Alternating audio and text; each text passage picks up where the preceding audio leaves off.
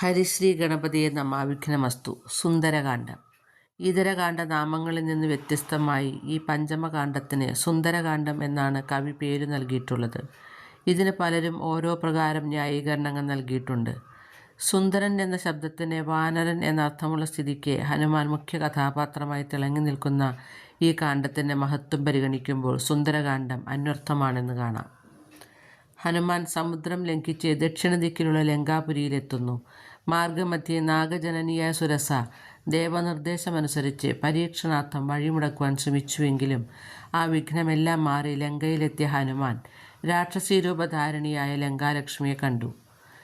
ഹനുമാന്റെ താടനമേറ്റ ലങ്കാലക്ഷ്മി മോക്ഷം നേടി. അതിസൂക്ഷ്മ ശരീരനായി ഹനുമാൻ അശോകവനിയിലെത്തി. ശിംശഭാവൃക്ഷ ചുവട്ടിൽ രാമനാമം ജപിച്ച് വിരഹാതുരയായിരിക്കുന്ന സീതാദേവിയെ ദർശിച്ചു. അവസരം പാർത്തിരിക്കവേ രാവണൻ പ്രേമാഭ്യർത്ഥനമായി സീതയെ സമീപിക്കുന്നതും ഇച്ഛാഭംഗത്തോടുകൂടി മടങ്ങുന്നതും ഹനുമാൻ കണ്ടു. ഉഷസ്സായപ്പോൾ ഹനുമാൻ സീതാസവിധത്തിലെത്തി. പരസ്പരം കഥകളെല്ലാം വിവരിച്ചു. ഹനുമാൻ സീതാദേവിയെ ആശ്വസിപ്പിക്കുകയും അങ്കുലീയം നൽകി പകരം അടയാളമായി ചൂടാമണി സ്വീകരിക്കുകയും ചെയ്തു. സീതാദേവിയെ സന്ദർശിച്ച ശേഷം ഹനുമാൻ ശ്രീരാമദൂതനായ തൻ്റെ സാന്നിധ്യം രാവണൻ അറിഞ്ഞിരിക്കണമെന്ന ലക്ഷ്യത്തോടെ ലങ്കാമർദ്ദനത്തിനൊരുങ്ങുന്നു. വിവരമറിഞ്ഞെത്തിയ രാക്ഷസപ്പടയെയും രാവണൻ്റെ പുത്രൻ അക്ഷകുമാരനെയും ഹനുമാൻ വധിക്കുന്നു. ഹനുമാനെ ബന്ധിക്കാൻ ഇന്ദ്രജിത്ത് ബ്രഹ്മാസ്ത്രം പ്രയോഗിച്ചു. യാതൊരു വിധത്തിലുള്ള ആയുധങ്ങളും മേൽക്കാത്ത ഹനുമാൻ ബ്രഹ്മാസ്ത്രത്തെ വന്ദിക്കുകയും ബോധക്ഷയം സ്വീകരിക്കുകയും ചെയ്തു. ഉടനെ ഇന്ദ്രജിത്ത് ഹനുമാനെ കയറുകൊണ്ട് കെട്ടിയതും ബ്രഹ്മാസ്ത്രബന്ധനം വേർപെട്ടു. എങ്കിലും ഹനുമാൻ രാവണനെ കാണാൻ ആഗ്രഹിക്കയാൽ ബന്ധിതനായി തന്നെ രാവണൻ്റെ സന്നിധിയിലെത്തി.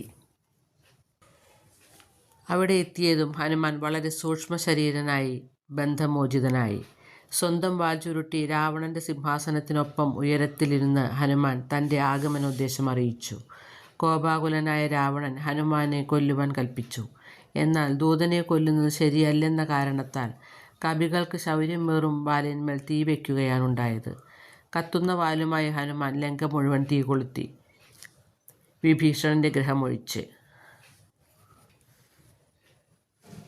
അതിനുശേഷം സീതാദേവിയെ ഒരിക്കൽ കൂടി വന്ദിച്ച് ഹനുമാൻ വാനരന്മാരുടെ അടുത്തേക്ക് തിരിച്ചെത്തി.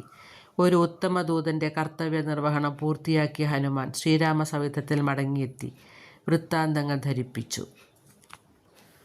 അടയാളവാക്യവും ചൂടാരത്നവും ശ്രീരാമൻ സമർപ്പിച്ചു.